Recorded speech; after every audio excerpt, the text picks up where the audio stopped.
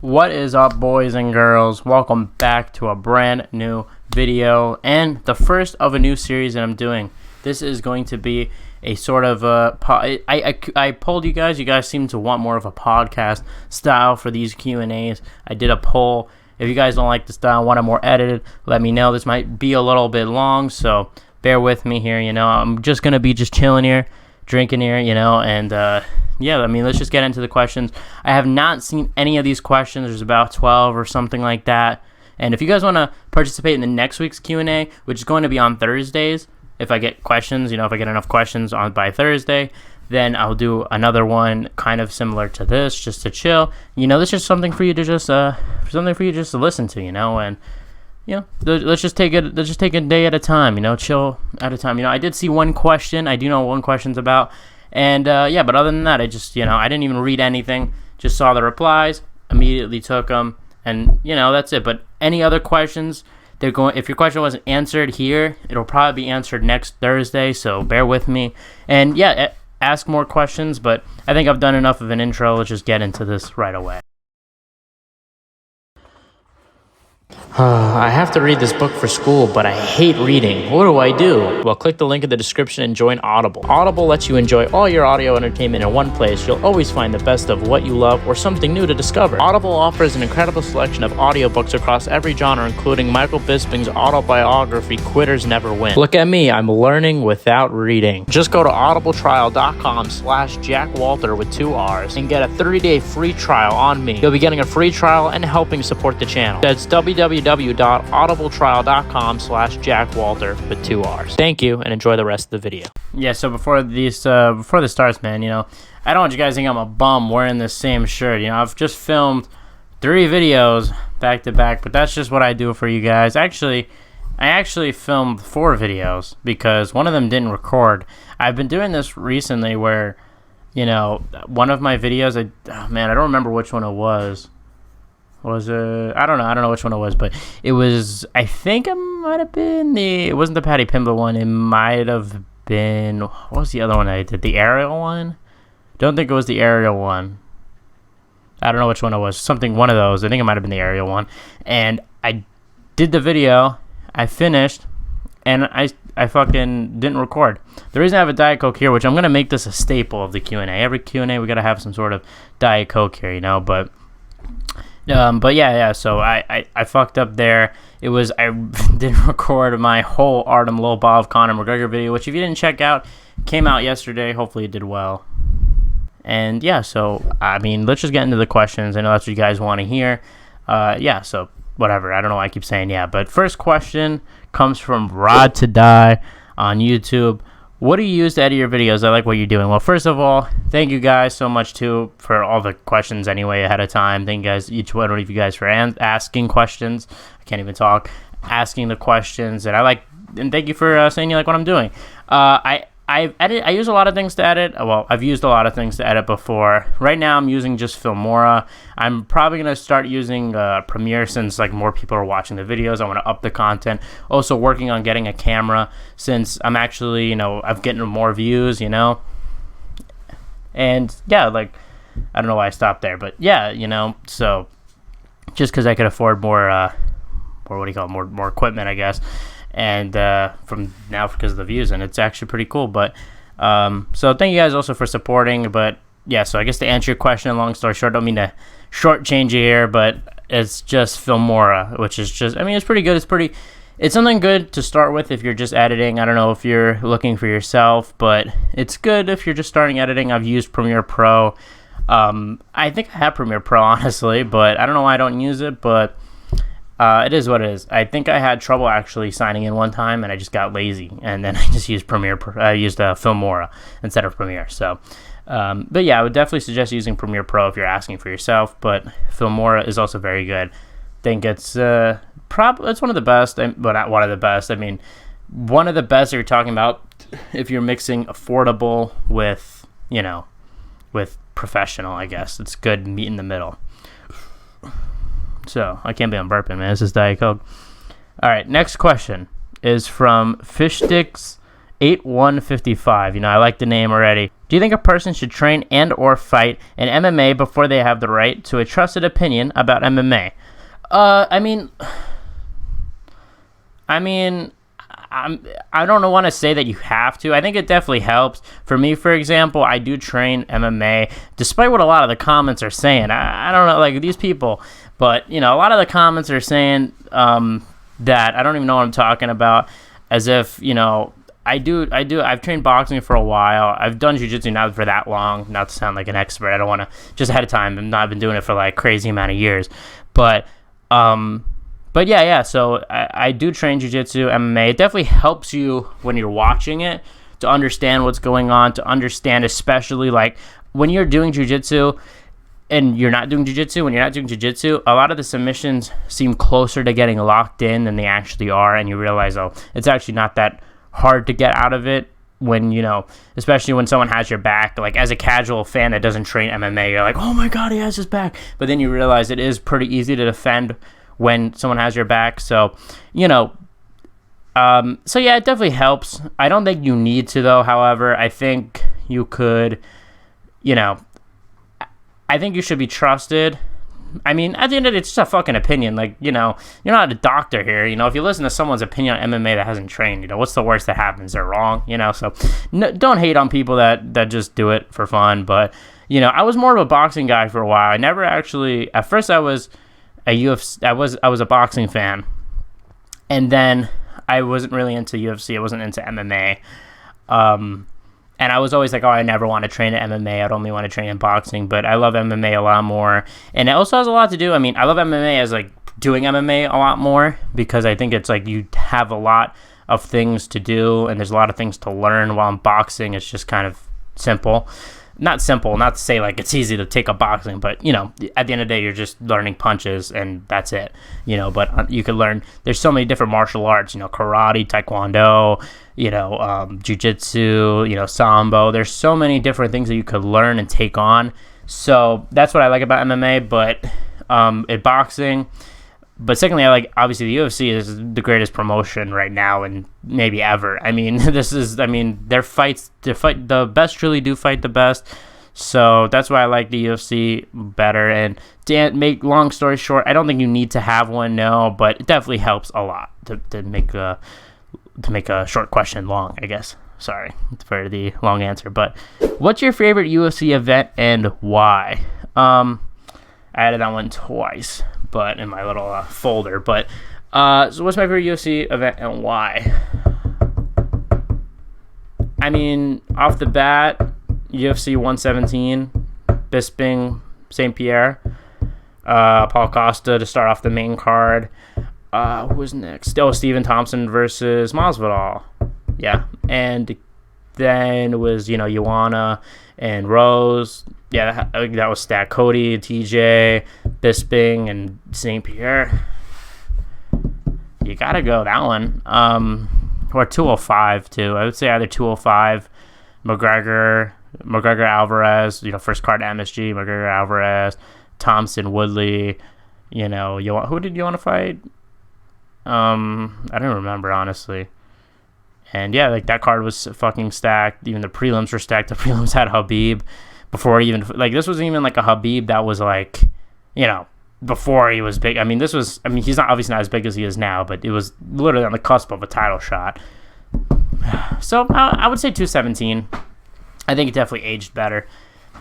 Obviously you have Connor's top performance in there, but I don't know. I think yeah, 217. I'm trying to think. I mean, 281 was a really good event. I was there for that one, so maybe I'm just biased. 261, when they returned, that was 261, right, with Masvidal, Usman 2. I mean, that was crazy, that main card. I remember, Weidman breaks his leg. Valentina Shevchenko was probably the worst performance, but still a good performance. She finished Jessica Andrade. Obviously, Rose knocked out Weili in the first round, shocking.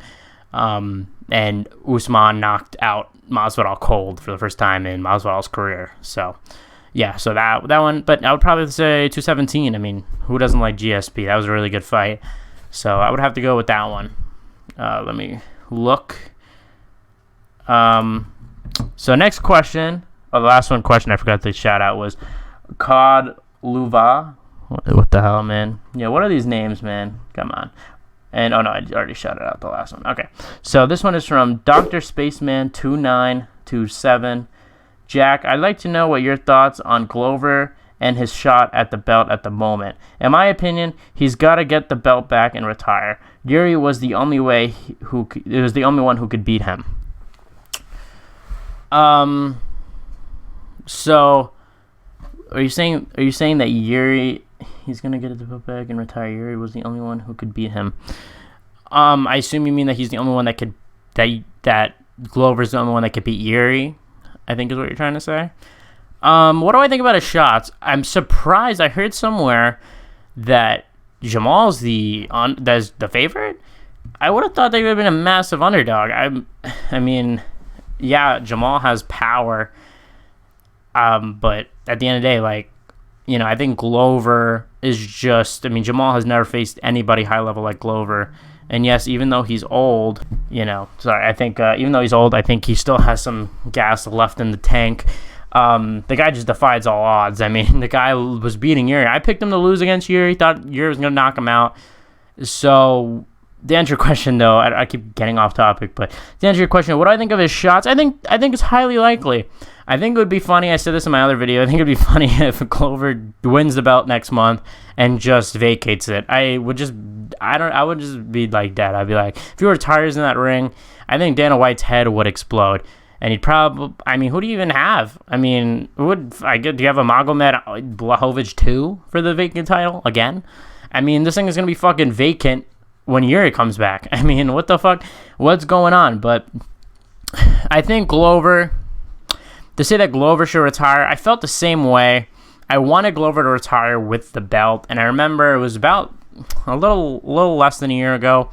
Glover was talking about how he wanted this 2022 to be his last year, defend it in June, and then defend it at MSG, and then retire. And I was kind of like, oh God, like, there's so many fights. What if Glover loses? Getting tension like that. So I do feel you there. I do want him to retire with the belt. I don't want him to lose. I want it to be a happy ending for Glover. But I think it's likely. Like I said, he beat Blachowicz. I think if we're talking about Magomed or Blachowicz, who's more likely to get the title shot, Blachowicz is, just because he's the bigger draw, just because I think UFC isn't happy with what Magomed said about not wanting to fight for the promotion.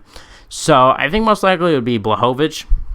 We've seen Glover pretty easily beat Blachowicz, if we're being honest. It was a pretty one-sided win. I mean, the whole first round, Glover dominated on the ground and then really hurt Jan in the second round. So we've seen him in the grappling and the striking beat Jan. So, you know, whether it was because he underestimated Glover, I don't know, whatever. But, you know, I think if you're so afraid, I think that Yuri performance showed that Glover is definitely still at a high level. So I think it's interesting. I think I wouldn't mind seeing. I don't think he's gonna retire. I mean, that would be the biggest troll. I mean, I know Glover is like. I know Glover was upset with the UFC, so what a way to get back at them. But you know, I think he'll most likely win. I think just based on like what I think, and I mean, I'm gonna do more study going into the fight to actually like look at the footage to see what I think. And that's usually what I do with these breakdowns. But so far, I would go with Glover. So to answer your question, I know I keep making these so long, but Glover, I think he has a good shot at winning the title, especially if it's against Jamal. I think Jamal, we haven't really seen his wrestling too much. So, all right, next question. Double Billy asks, I'd love to hear your breakdown of Islam versus Volkanovski. How do you think Volk can handle and shut down Islam? So I was actually thinking about making a video of my own on this. And this was the comment that I saw. And then I was like, I'll just answer it here. What do I think about the odds going to that one? Look, I like Volkanovski.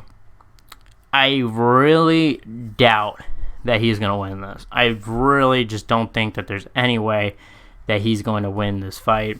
First, let me take a drink, and I'll explain why. Bro, my throat was so dry recording those videos, man. That's why I had to get this drink. I was like... But, to answer the question, Volk, he is big for featherweight, but... And I know MMA math doesn't always add up, but Dan Hooker and Volkanovski, they train together. And yes, Dan did accept the fight on late notice, but when you look at the way that Islam was easily able to handle Dan Hooker, it makes me worry because Volkanovski is a weight class lower than Dan is, you know. And yes, he's short and stocky, and that could help him. And yes, there's that meme that he has no neck and can't get choked out.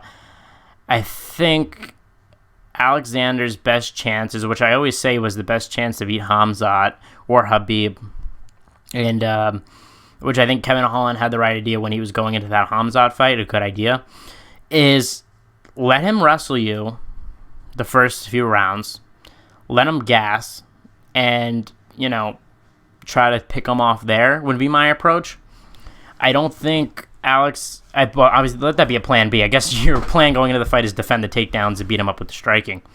And I think Islam has a lot more promise than Khabib really ever did, just because, well, not ever did. I don't mean to sound like Khabib was like shit, but I think he could surpass Khabib because Islam, when I'm talking about the GOAT, I always say the reason I don't consider Khabib in the GOAT conversation is because he never, went above and beyond. He never had a lot of title defenses, but most of all, I consider the GOAT being all-around best mixed martial artist, right? That's why I think John Jones is the GOAT. He had great wrestling, great striking. And Islam has great wrestling. He has great striking. Obviously phenomenal wrestling. He's a good striker. I mean, we saw with that hook that he caught Oliveira with. I mean, I don't like to talk about it because I'm a big Oliveira fan, but... that was a hard hit. He fucking rocked him. That was like the shot that Oliveira gave Gaethje, when Gaethje just went flat. Same thing. So, yeah, it was tough to watch. But I'm just getting PTSD now. Thanks for this question. But so I think the game plan would be, I think that's his best chance to victory. I don't think he's going to be able to defend the takedowns too well. I think most likely Islam finishes Volkanovski. Maybe it goes to a decision because Volkanovski is very tough. But if it goes to a decision, I think it favors Volkanovski. I know people a lot of times rate, Khabib's cardio and Islam's cardio, but I've seen them fade before. I've seen in Khabib's fight with Conor, in the third round, he didn't let Conor win the third round. He was tired because he had spent 2 rounds just absolutely mauling him and didn't finish Conor, right? So I think if similarly that happens and Volkanovski picks up the pace 3rd, 4th, 5th round because Volkanovski has great cardio, I think we could be able to see, Volkanovski maybe edge out a close decision, maybe. I think that's his best chance. I want Volkanovski to win. Don't think it'll happen. Like I said, obviously I do more research closer to the fight, but that's just what I think. I mean, I know Islam's a humongous favorite, but yeah, that's my thoughts on that. That would be my game plan going into that fight. I think most likely Islam wins, but I know you probably are a Alex Volkanovski fan, which is why you're asking. But I think, like I said, I think just wait him out and hope for the best. I think that's probably the best chance that he's gonna win. Next question. Endorsing Bangers 3522 asks, who do you believe are the most overrated and underrated fighters currently in the UFC? Great vid, man. Thank you, by the way. So overrated, underrated. For underrated, I mean underrated. Kevin Holland underrated, but it's a little. I'll explain why. So I think he is a serious problem, especially at welterweight. I mean, we've seen that he has power. I think people underestimate his power, which is what I said in my video about Wonder Boy and him. People underestimate the guy's power. Watch that Joaquin Buckley knockout. Watch the Jacare Souza knockout where he's on his back knocking him out. That's power. That's true power right there. And he hits hard. I like him. He's funny. Good jiu-jitsu. He's black belt in Kung Fu too, I believe. So I think if he learns distant management, I think he would probably be very hard to deal with. And obviously the X factor is the takedown, and that is takedown defense, and that is something that he had a lot of problems with, especially early on. He took about 9 months off, learned a lot of takedown defense, which is something that I appreciate because he found a hole in his game, spent time. Nobody likes wrestling, nobody that's a striker likes to go out and wrestle, but he did it anyway to learn to be at the highest level. And I feel like the Holland hype train stopped because of the whole Hamzat fight. Who did he fight in the beginning of the year? Oh, he fought Alex Oliveira. Then he fought Tim Means. Obviously, not really big competition there. He struggled a little bit with Alex Oliveira in the beginning, and then obviously fought Hamzat on a day's notice, so you can't really count that. And obviously Wonder Boy broke his hand. He was doing pretty well up until he broke his hand. So I think he's underrated. I think people forget. I would like to see him tested, as funny as it sounds. Not tested as terms of Hamzat, but I would like to see him fight. I'm trying to think of the welterweight rankings. I don't know. D-Rod would be a good fight. Li Jingliang would be a good fight for him. But I want someone that kind of also can go for takedowns. Maybe a Gilbert Burns would be an interesting fight. If Gilbert Burns loses to Neil Magny, that'd be pretty interesting. But I don't know if they're going to jump him into the rankings after the Wonder Boy fight. So, yeah, that's someone I think is underrated. Overrated, I would say Khabib. Nah, I don't think Khabib, because Khabib, I think people overrate his legacy. However, I don't think he's overrated in skill. I think the guy is very good. So I won't say Khabib. I'm trying to think. It's kind of hard to do this live because I'm coming up with these on the spot. Well, not live, but, another one that's underrated, I think, is Michael Chandler a little bit. Nah, I don't think he's underrated. I think he's kind of perfectly rated now. I thought Juliana Pena, I don't think a lot of people are overrating her, so I think that's a bad answer. But I always thought that she wasn't really too good. I always thought, though, that she was a stylistic bad matchup for Amanda, and I think there's tweets out there of me saying that before she even beat Amanda. I was like, that's actually a pretty good matchup. But I think that she just isn't really too high level. Especially when you look at her record. Overrated. I'm trying to think of a better answer. Yeah, we're gonna have to think about that one. I'm sorry for the fucking hours of just sitting here. But yeah, I'm gonna have to think about that one. Next question. Lillian Huggett 1564 asks, regarding the ongoing issue of heavy and light heavyweight titles not being contested within the UFC, would it not make sense to create a 225 division? Would be great to see this division other organizations too. Have you heard or read about it ever existing in any other combat bouts? There's been catch weights, obviously. Jayton Almeida was supposed to have a catch weight. I think he had 2 catch weights in a row at 220. In terms of actual divisions, no. There's the Bridgerweight division in boxing. I think that's 210, 215 or something like that. That's the closest thing that I could think of. Bridgerweight, I think, is the new thing that they're calling it. But in terms of MMA, no. Would it make sense to make it? I know there's an argument for making new weight classes. I'm trying to think. Is there anybody? I can't really think on the top of my head of anybody that is in the heavyweight division that could go to heavyweight. Well, could go 10 pounds to 15 pounds above to a new division, someone that weighs around 220.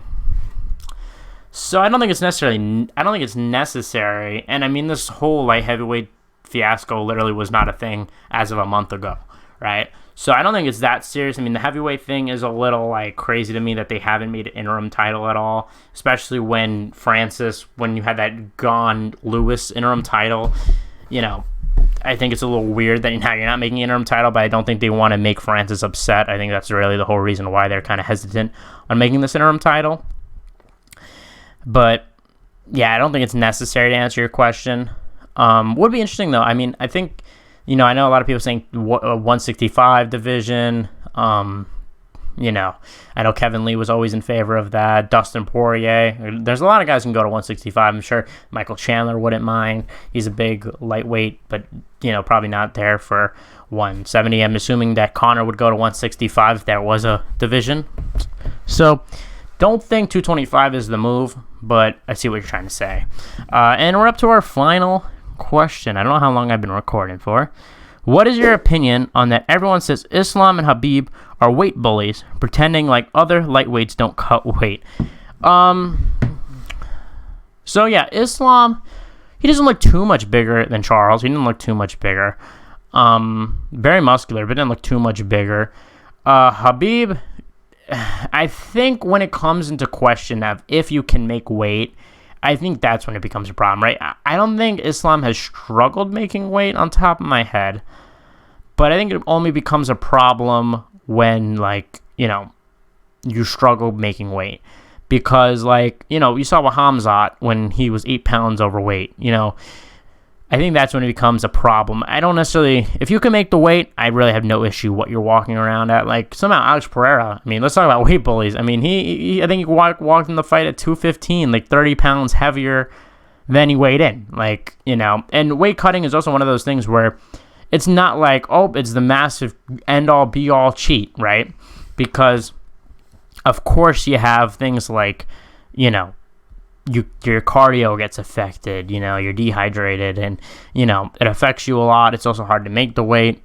A lot of risks involved in weight cutting, you know, so it's not all just end all be all, like, as people make it seem. You know, a lot of bad effects come from weight cutting. So to answer your question, yeah, I mean, it's not much really to think about. I mean, I think, you know, Dustin Poirier walks around pretty heavy. Michael Chandler walks around very heavy.